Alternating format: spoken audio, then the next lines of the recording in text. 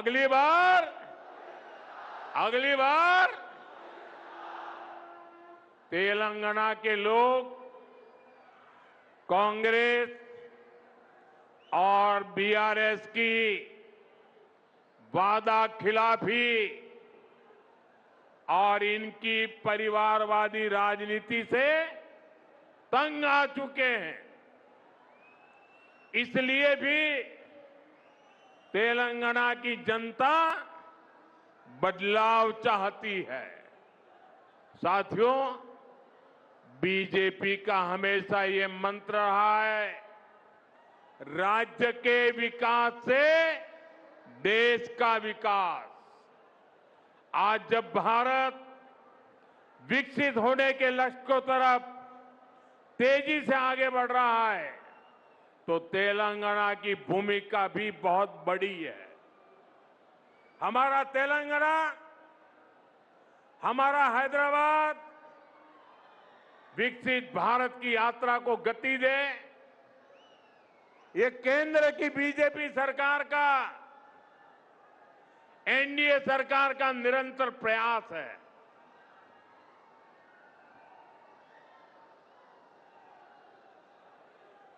इसी मकसद के साथ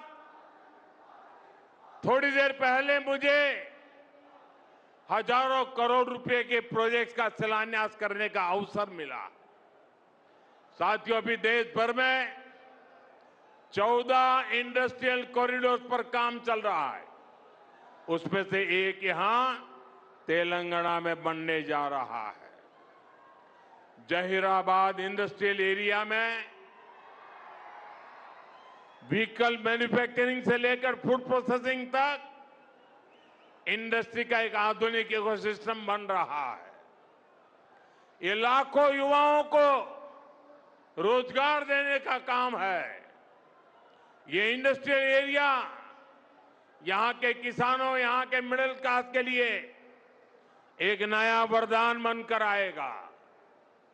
साथियों, एक और उदाहरण टेक्सटाइल पार्क का भी है। पूरे देश के लिए 7 पीएम मित्र टेक्सटाइल पार्क स्वीकृत हुए। उनमें से भी एक यहां तेलंगाना में हमारे वारंगल में बन रहा है। ये तेलंगाना के कपड़ा उद्योग को नई बुलंदी देगा। यहां जो कॉटन फार्मर है, ये टेक्सटाइल पार्क उनके भाग्य को बदलने का काम करेगा और इसमें भी रोजगार के लाखों अवसर बनेंगे। साथियों, तेलंगाना के कॉटन किसानों के लिए एक और खुशखबरी है। हाल में ही कॉटन की प्रोडक्शन और क्वालिटी बढ़ाने के लिए केंद्र सरकार ने एक नए मिशन को स्वीकृति दी है। हजारों करोड़ रुपए के इस मिशन से यहां के लाखों कपास किसानों को मदद मिलेगी, किसानों की आय बढ़ेगी और टेक्सटाइल सेक्टर के लिए कपास के इंपोर्ट पर भारत की निर्भरता भी कम होगी। साथियों, बीजेपी का फोकस विकास पर, रोजगार निर्माण पर है, लेकिन कांग्रेस यहां क्या कर रही है, ये आप अच्छे से देख रहे हैं। देश के सिर्फ 3 राज्यों में ही अभी कांग्रेस के मुख्यमंत्री बचे हैं। सिर्फ 3 राज्य। कांग्रेस कहीं भी हो, इनका एक ही मॉडल है, पहले झूठ बोलो और फिर भूल जाओ। चुनाव जीतने के लिए आसमान से तारे तोड़ करके लाने के वादा करते हैं और सरकार बनने के बाद ये बहाने करने लगते हैं। साथियों, हिमाचल और कर्नाटका में कांग्रेस अपने वादों को भूल गई है। वहां की जनता कांग्रेस सरकार से बहुत परेशान है।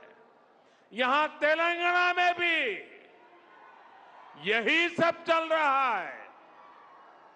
साथियों, कांग्रेस की प्राथमिकता जनता की सेवा करना नहीं है। कांग्रेस अब देश बांटने वाली नफरती राजनीति का मुख्य आधार हो गई है। कांग्रेस लेफ्ट पार्टियों से भी ज्यादा लेफ्ट यानी पक्की और विकृत माओवादी हो गई है और मुस्लिम लीग से ज्यादा कट्टर वो मुस्लिम लीगी बन गई है। इसलिए लोग कांग्रेस को एमएमसी यानी मुस्लिम लीगी माओवादी कांग्रेस कह रहे हैं।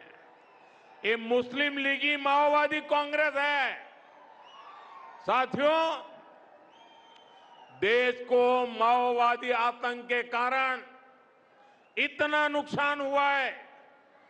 तेलंगाना को भी बीते दशकों में माओवादी आतंक के कारण बहुत कुछ भुगतना पड़ा।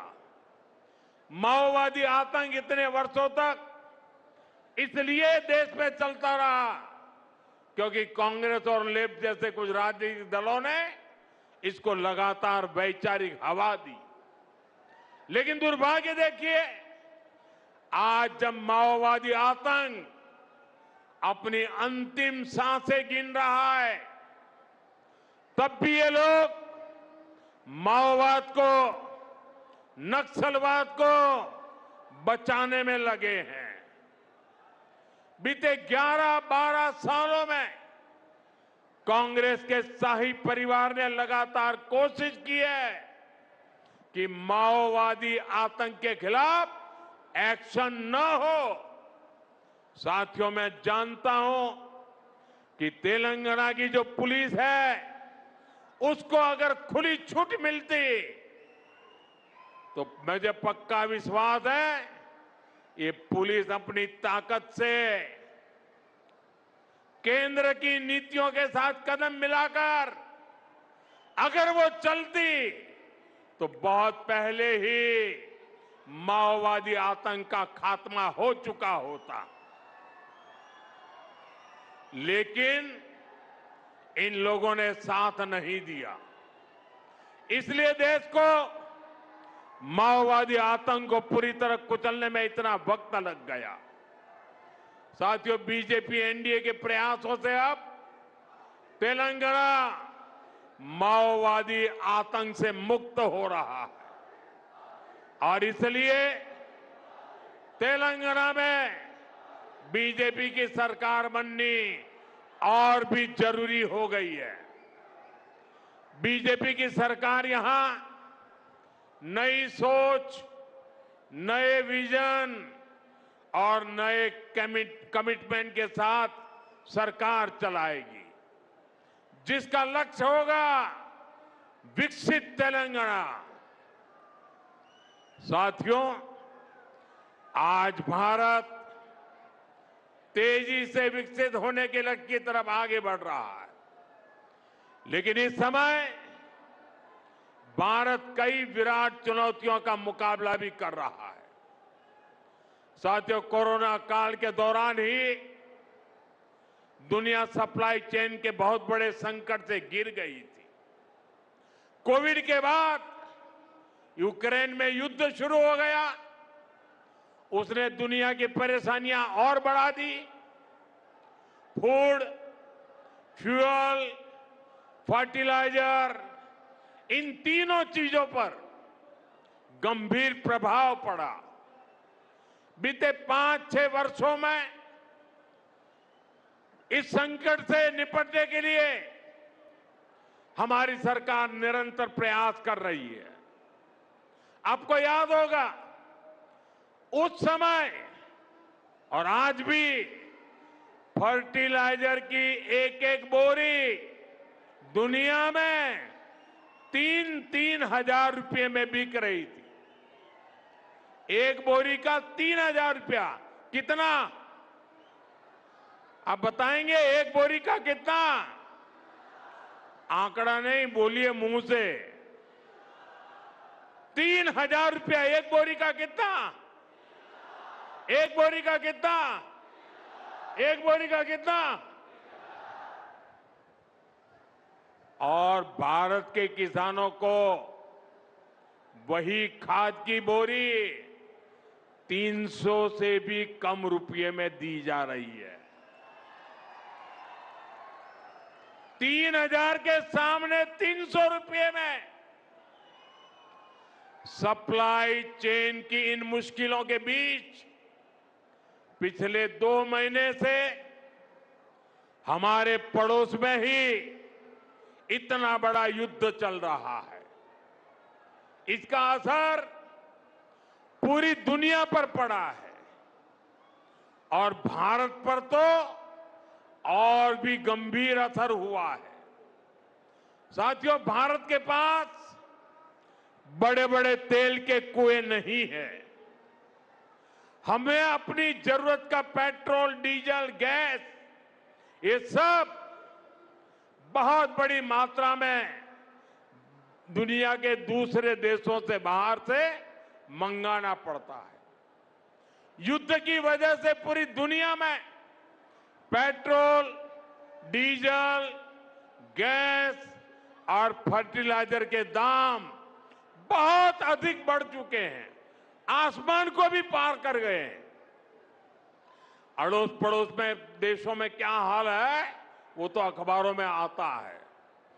भारत सरकार इस युद्ध के पिछले 2 महीनों से देशवासियों को इस संकट से बचाने के लिए लगातार प्रयास कर रही है। नागरिकों पर बोझ न पड़े, इसके लिए सरकार सारा बोझ सरकार खुद अपने कंधे पर उठा रही है। लेकिन साथियों, जब सप्लाई चेन पर संकट लगातार बना रहे तो हम कितने भी उपाय कर लें, मुश्किलें बढ़ती ही जाती है। इसलिए अब देश को सर्वोपरि रखते हुए, मां भारती को सर्वोपरि रखते हुए हमें एकजुट होकर के लड़ना होगा। हमें याद रखना है, देश के लिए मरना ही सिर्फ देशभक्ति नहीं होती है। देश के लिए जीना और देश के प्रति अपने कर्तव्यों को निभाना, वो भी देशभक्ति होती है। इसलिए वैश्विक संकट के इस समय में हमें कर्तव्यों को सर्वोपरि रखते हुए कुछ संकल्प लेने होंगे और उन संकल्पों को पूरे समर्पण भाव से पूरा करना होगा। जैसे एक बड़ा संकल्प है पेट्रोल डीजल का संयम से इस्तेमाल करना। साथियों, हमें पेट्रोल डीजल का उपयोग कम करना होगा। शहरों में जहां मेट्रो है वहां हम तय करें कि हम मेट्रो का ही उपयोग करेंगे, ज्यादा से ज्यादा मेट्रो में ही जाएंगे। अगर कार में ही जाना जरूरी है तो फिर कार पूल करने का प्रयास करें और भी लोगों को साथ बिठा लें। अगर हमें कहीं सामान भेजना हो तो कोशिश करनी है कि वह ज्यादा से ज्यादा रेलवे गुड्स के जो ट्रेन होती है, रेलवे की सर्विसेज से भेजें, ताकि इलेक्ट्रिक रेलवे होने के कारण पेट्रोल डीजल की जरूरत नहीं पड़ती है। जिन लोगों के पास इलेक्ट्रिक व्हीकल है वो भी कोशिश करें कि इलेक्ट्रिक व्हीकल का ज्यादा से ज्यादा उपयोग करें। साथियों, हमने कोरोना के समय में वर्क फ्रॉम होम की, ऑनलाइन मीटिंग्स की, वीडियो कॉन्फ्रेंस की, ऐसी अनेक व्यवस्थाएं विकसित की और हमें आदत भी हो गई थी। आज समय की मांग ऐसी है कि उन व्यवस्थाओं को हम फिर से शुरू करें तो वो देश हित में होगा। Work from home, online conferences, virtual meetings, इनको हमें फिर से प्राथमिकता देनी है। साथियों, आज जो संकट है उसमें हमें विदेशी मुद्रा बचाने पर भी बहुत जोर देना होगा, क्योंकि दुनिया में पेट्रोल डीजल इतना ज्यादा महंगा हो गया है, पहले से कई गुना ज्यादा कीमतें बढ़ गई है।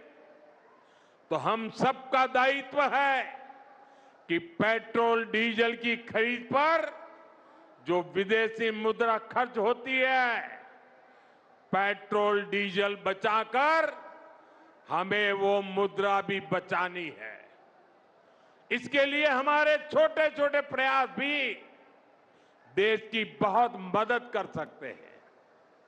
जैसे आजकल जो विदेशों में शादियों का, विदेशों में घूमने का, विदेशों में वैकेशन पर जाने का मिडिल क्लास में कल्चर बढ़ता जा रहा है। हमें तय करना होगा कि जब ये संकट का काल है और हमारी देशभक्ति हमें ललकार रही है, तो कम से कम 1 साल के लिए हमें विदेशों में जाने की बातों को टालना चाहिए। भारत में बहुत सारी जगह है, वहां हम जा सकते हैं। बहुत कुछ भारत में किया जा सकता है। इस बेटी को नीचे बिठाइए, उसे थक जाएगी। उस बेटी को बिठाइए। वो थैंक यू बेटा, थैंक यू। बैठिए, आप नीचे बैठिए। मैंने देख लिया बेटा, उसको देख लिया, अब आप बैठ जाइए। हाँ, इस छोटी बच्ची को क्यों परेशान करते हो भाई? इन बच्चों को बैठने दीजिए प्लीज। बच्चों को परेशान मत कीजिए जी।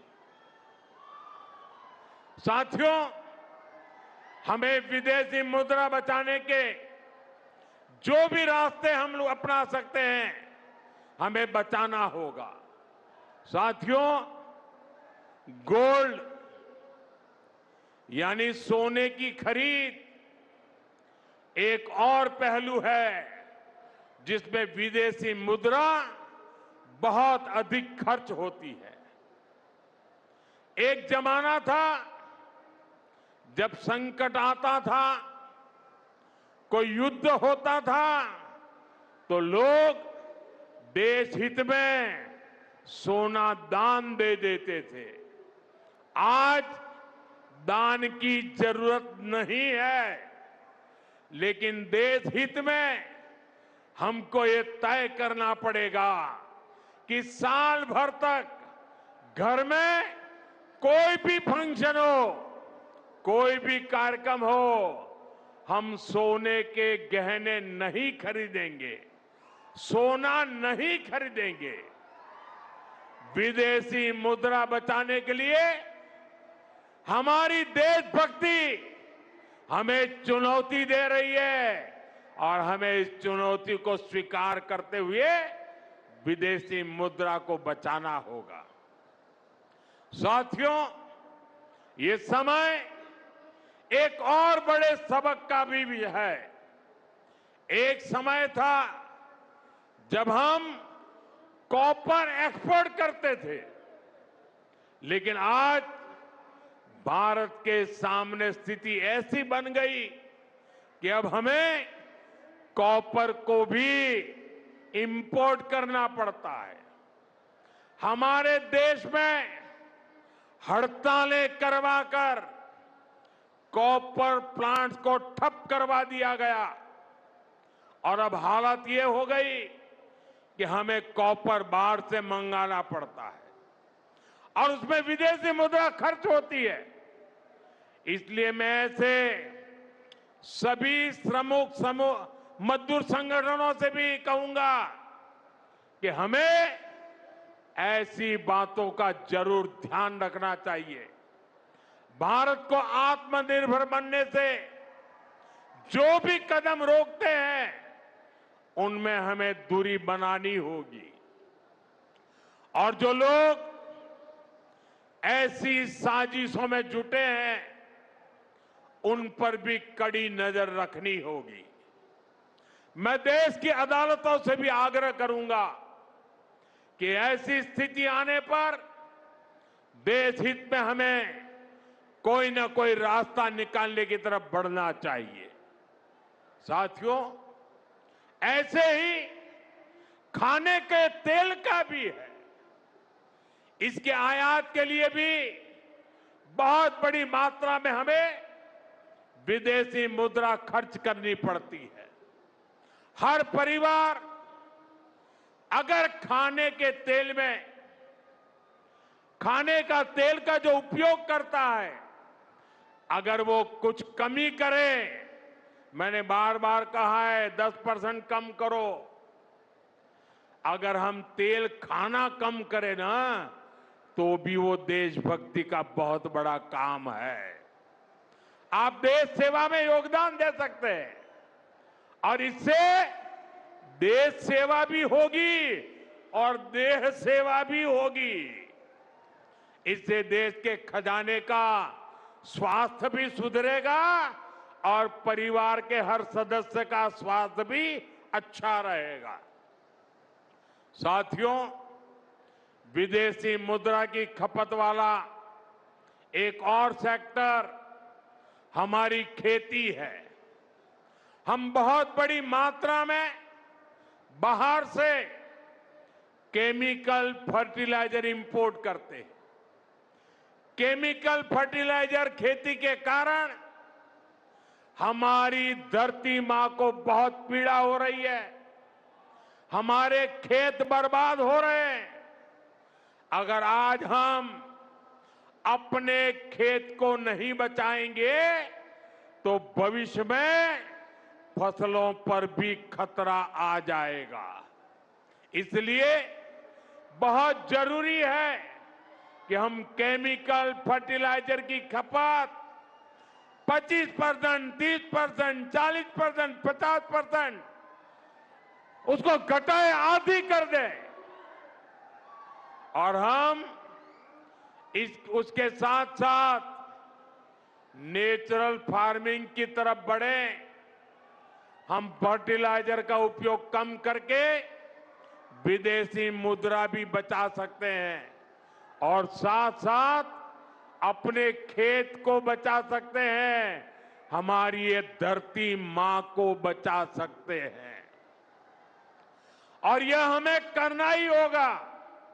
आज वैश्विक संकटों से जो चुनौतियां आई है, हमें उन चुनौतियों को परास्त करना होगा। साथियों, भारत सरकार खेतों में डीजल पंप की जगह सोलर पंप की योजना चला रही है। हम खेतों में डीजल पंप की जगह सोलर पंप का उपयोग करने का जोर देना होगा। मैं कोविड काल में भी आग्रह करता था कि हम स्थानीय चीजें खरीदें, वोकल फॉर लोकल के मंत्र को लेकर चले। हम मेड इन इंडिया चीजें खरीदकर भी विदेशी मुद्रा बचा सकते हैं और हमारे देश में स्थानीय उत्पादन की कोई कमी नहीं है। चाहे जूते हो, पर्स हो, बैग हो, हमें स्वदेशी पर बल देना चाहिए। और मैं ये नहीं कह रहा कि जो आपके पास विदेशी चीजें खरीदी हुई है, विदेशी ब्रांड की है, उनको जाकर के फेंक दो, ऐसा मैं नहीं कह रहा हूं। लेकिन मेरा आग्रह है कि नए विदेशी प्रोडक्ट हमें नहीं खरीदने चाहिए। और वाकई हमें कई बार अंदाजा तक नहीं होता कि रोजमर्रा की कितनी सारी चीजें विदेशी है जो हम ऐसे ही यूज कर रहे हैं। और साथियों, जब मैं बात स्वदेशी की करता हूं तो लोगों को लगता है कि दिवाली के दिए खरीदो मतलब स्वदेशी हो गया। ये तो भ्रम फैलाने वाली बातें हैं, इससे सफलता नहीं मिलती है। हमें घर के उपयोग में आने वाले सामान की लिस्ट बनानी है, देखना चाहिए कितनी विदेशी चीजें घुस गई है, पता ही नहीं है। कैंची हो, कंघी हो, छोटी छोटी चीजें, टूथपिन, टूथब्रश, कितना सारा सामान विदेश से हमारे घर में घुस गया है। फिर इस लिस्ट से हमें हो सके उतना जल्दी स्वदेशी में बदलना चाहिए। साथियों, ये बातें सिर्फ एक सरकार, एक दल, एक व्यक्ति की नहीं है। ये बीजेपी का भी मुद्दा नहीं है।